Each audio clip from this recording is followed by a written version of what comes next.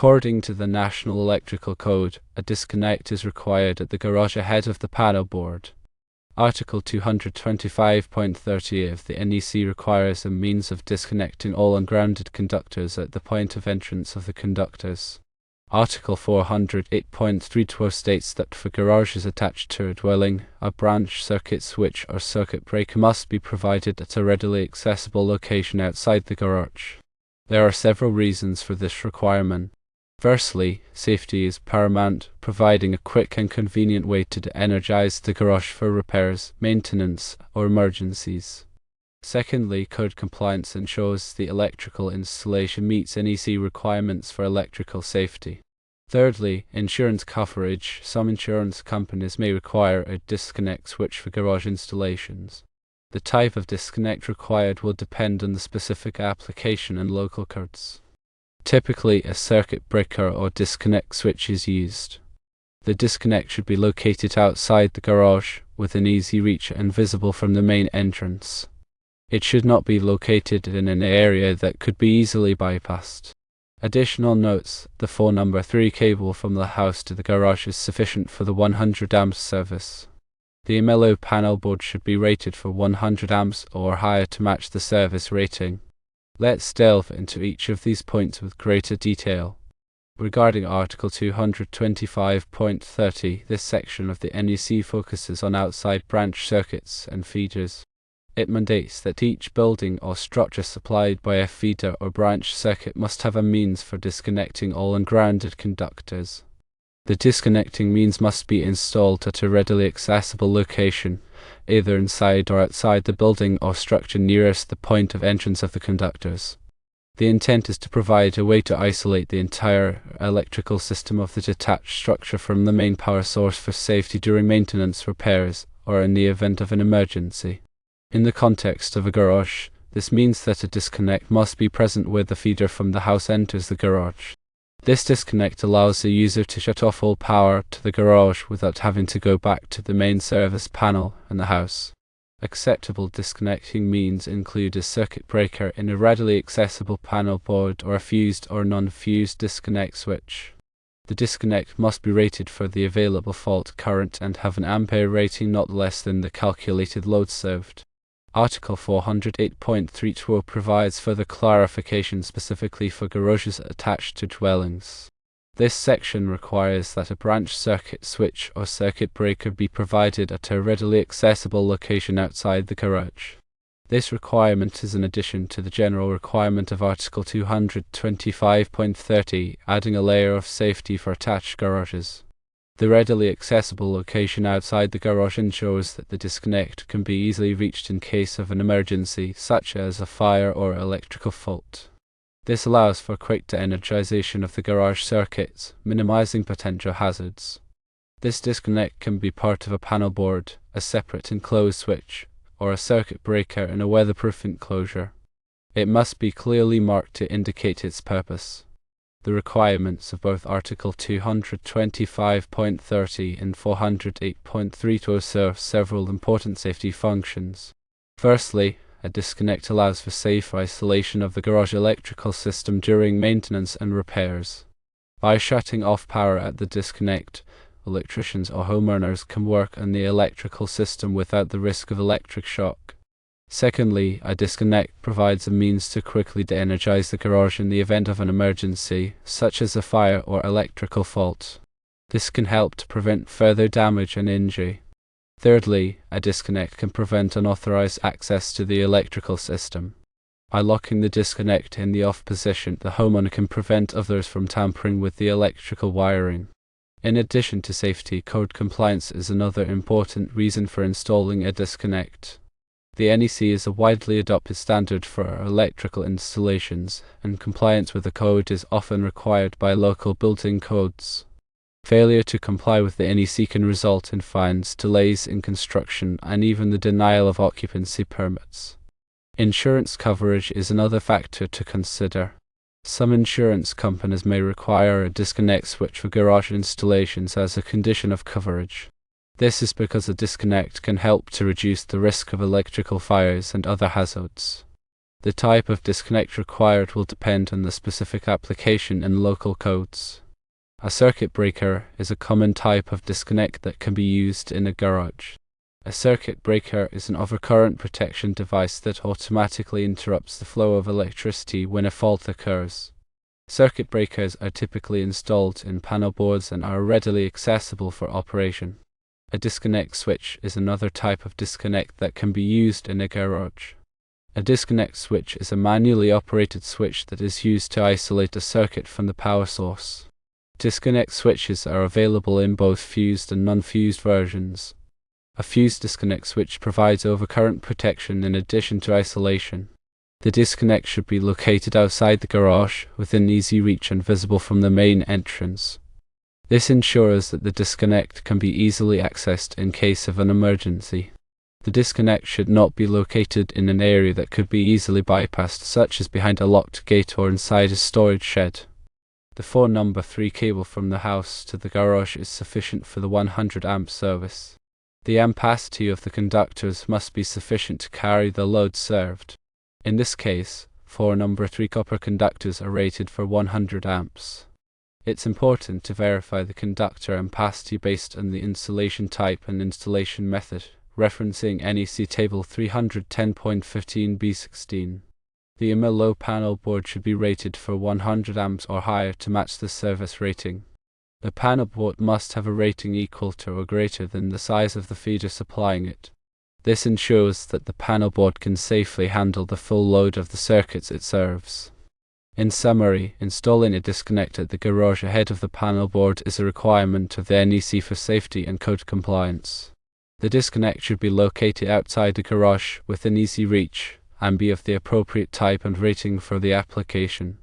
It is imperative to follow these requirements to ensure the safety of the electrical installation and to comply with local building codes and insurance requirements. Consider the following points when choosing and installing a disconnect. Firstly, select a disconnect that is rated for the voltage and current of the circuit.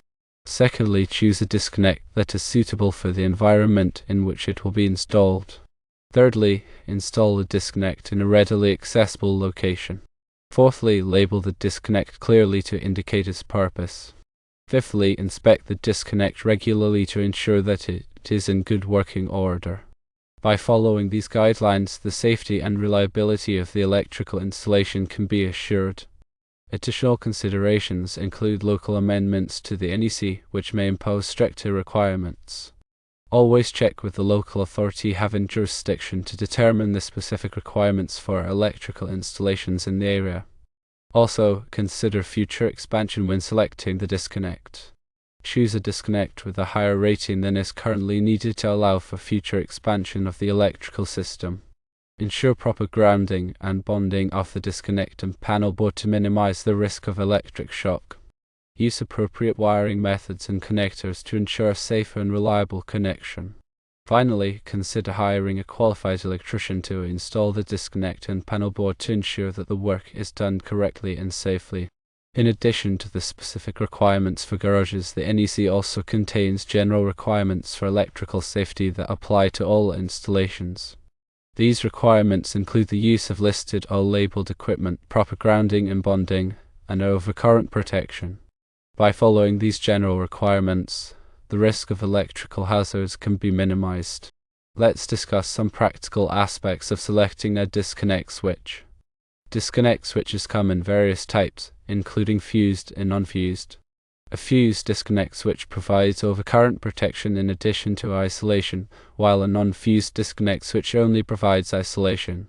The choice between fused and non-fused depends on the specific application and whether overcurrent protection is already provided elsewhere in the circuit. When selecting a disconnect switch, it is important to consider the ampere rating, voltage rating, and horsepower rating. The ampere rating must be equal to or greater than the calculated load served by the disconnect. The voltage rating must be equal to or greater than the system voltage. The horsepower rating is important if the disconnect switch is used to control a motor. Disconnect switches are available in various enclosure types, including NEMA 1, NEMA 3R, NEMA 4, and NEMA 4X. NEMA 1 enclosures are intended for indoor use in dry locations. NEMA 3R enclosures are intended for outdoor use and provide protection against rain and sleet. NEMA 4 enclosures are intended for indoor or outdoor use and provide protection against splashing water and hose-directed water. NEMA 4X enclosures are intended for indoor or outdoor use and provide protection against corrosive environments. The choice of enclosure type depends on the environment in which the disconnect switch will be installed. Another important aspect of disconnect switch installation is proper labeling. The disconnect switch must be clearly labeled to indicate its purpose. The label should be durable and easily readable. The label should also include the voltage and ampere rating of the disconnect switch. In addition to labeling the disconnect switch, it is also important to label the panel board and any other associated equipment. This will help to ensure that workers can easily identify the correct disconnect switch for the circuit they are working on. Regular inspection and maintenance of the disconnect switch are also important. The disconnect switch should be inspected regularly to ensure that it is in good working order. The contact should be clean and free of corrosion. The enclosure should be free of damage. Any damaged or worn part should be replaced immediately. It's also a good idea to test the disconnect switch periodically to ensure that it is functioning properly. This can be done by using a multimeter to measure the voltage on both sides of the disconnect switch when it is in the open position. If there is voltage on both sides of the disconnect switch, it is not functioning properly and should be replaced. In addition to the NEC requirements, there may be local codes or regulations that apply to disconnect switch installations. It is important to check with the local authority having jurisdiction to determine the specific requirements for the area. Finally, it is always a good idea to consult with a qualified electrician before installing a disconnect switch. A qualified electrician can help to ensure that the disconnect switch is installed correctly and safely. A qualified electrician can also help to determine the appropriate type and size of disconnect switch for the application. In summary, installing a disconnect switch at the garage ahead of the panel board is a requirement of the NEC for safety and code compliance. The disconnect switch should be located outside the garage, within easy reach, and be of the appropriate type and rating for the application. It is important to follow these requirements to ensure the safety of the electrical installation and to comply with local building codes and insurance requirements. By following these guidelines and consulting with a qualified electrician, the safety and reliability of the electrical installation can be assured. Moreover, remember that electrical codes and best practices can evolve. Therefore, staying informed about the latest updates to the NEC and other relevant standards is crucial for ensuring ongoing safety and compliance. Regularly reviewing industry publications, attending training sessions, and consulting with electrical professionals can help you stay up to date on the latest developments. Furthermore, consider the impact of emerging technologies on electrical installations. The increasing use of electric vehicles, solar panels, and energy storage systems is changing the landscape of electrical systems, and it's essential to understand how these technologies interact with traditional wiring and equipment. Incorporating features like surge protection and arc fault circuit interrupters, RFCs, can enhance the safety and reliability of the electrical system. Surge protection devices, or SPDs, can help to protect sensitive electronic equipment from damage caused by voltage surges, while RFCs can help to prevent electrical fires by detecting and interrupting arc faults. When planning an electrical installation, it's important to consider the potential for future expansion. Adding extra capacity to the service panel and installing additional conduits can make it easier to add new circuits and equipment in the future. This can save time and money in the long run. Also, document the electrical installation thoroughly, including wiring diagrams, panel schedules, and equipment specifications. This documentation can be invaluable for troubleshooting problems and making future modifications. Keep the documentation in a safe and accessible location. Finally, promote electrical safety awareness among all members of the household. Educate family members about the dangers of electricity and how to use electrical equipment safely. Emphasize the importance of never overloading circuits, using extension cords properly, and avoiding contact with water while using electrical appliances. By taking these steps, you can create a safer electrical environment for everyone.